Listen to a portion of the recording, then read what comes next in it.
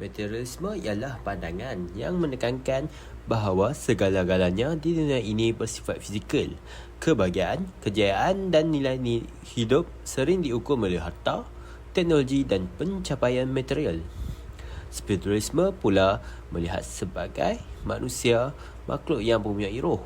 Ia menekankan nilai batin, akhlak, ketenangan jiwa dan hubungan dengan pencipta sebagai asas kehidupan.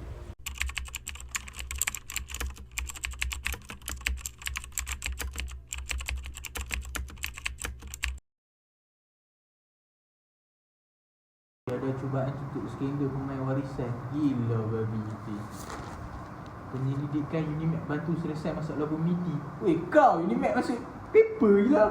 Arau tempat kita duduk kan? Dok, kita duduk toh. Oh, karau. Kan? Oh. Assalamualaikum. Weh, Hitam. Buat apa? Aku bagi salam tadi.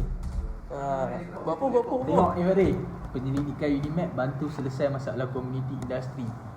Apa pendapat tentang teknologi sekarang? Sebab aku tengok teknologi sekarang makin berkembang tau. Tu lah, aku sekarang rasa teknologi makin maju. Tapi manusia stres kan. Lepas tu masa pun tak banyak. Jauh dari nilai agama. Tu lah aku pasal semua orang duk kejar duit, kejar masa, kejar teknologi. Tapi bahagian ketenangan dan jiwa hilang. Aku pun tengok ramai sekarang tak tenang. Ramai orang stres. Hantar apa?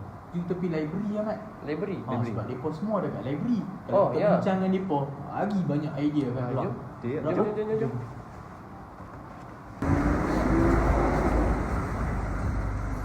Tu bukan lepo tu. Mereka ada sini. Mereka datang dari library je. Aku pinjam pasal apa ni? Kami tengah borak pasal keperluan manusia moden. Oh. Yalah, hidup ni bukan perlukan ilmu, kerja dengan duit je. Kadang-kadang manusia pun nak rasa juga hidup tenang, rasa dekat dengan Tuhan apa semua. Tapi itulah, benda tu lah ramai orang lupa.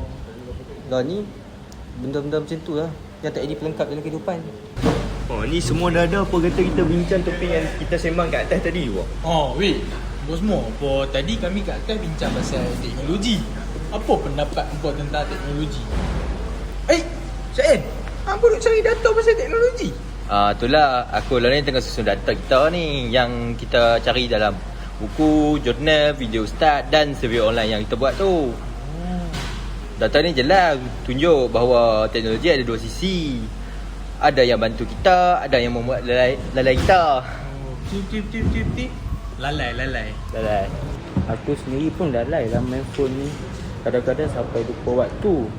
Lepas tu sampai lupa masa nak call dengan family. Kan Amsyah, tapi kalau kita guna teknologi ni untuk ke arah kebaikan, contohnya macam kita tengok ceramah ataupun buka app-app yang berkaitan keagamaan dalam handphone kita ni, dapat memberikan kebaikan kepada kita juga. Bila kita belajar tentang sains, kita akan seronok. Tetapi kita tak boleh lebihkan sains daripada ajaran agama. Betul. Pendek kata, bukan masalah manusia, tapi kita kena balance kan ilmu agama dan ilmu dunia. A few moments later. Ui, Terminal apa tu? kerja aku siap. Tak ada apa lah. Aku cuma ni teringat kata-kata Amir petang tadi. Dia cakap pasal ilmu agama dengan ilmu dunia. Macam tu lah, dia kena seimbang. Tapi aku rasa benda tu aku dah buat seimbang je selama ni.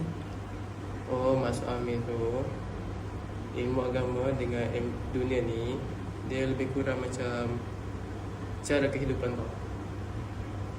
Cara kehidupan, maksud kau macam mana? Maksud aku, seimbang ilmu dunia dengan agama ni dia ikut keadaan. Contoh, waktu kau study tu usaha dunia. Tapi kalau hati kau tak tenang, fokus pun lari. Yang tu kau kena top up dengan ilmu agama. Contoh lagi, solat dan doa. Benda kecil tu pun dah boleh bagi tenang. Oh, so agama ni macam tempat kita reset lah. Dia macam untuk manusia bertenang. Dunia ni pula macam tempat kita untuk usaha lebih untuk dapat apa yang kita nak.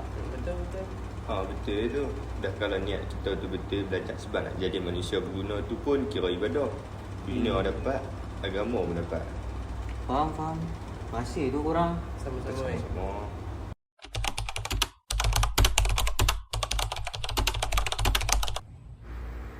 Walaupun sains moden berkembang pesat, ia sebenarnya tidak menolak kewujudan kerohanian. Sains menjelaskan bagaimana sesuatu berlaku, tetapi kerohanian menjawab mengapa kita hidup dan apakah makna di sebalik pengalaman manusia. Banyak perkara seperti moral, kasih sayang dan tujuan hidup tidak dapat diukur oleh sains.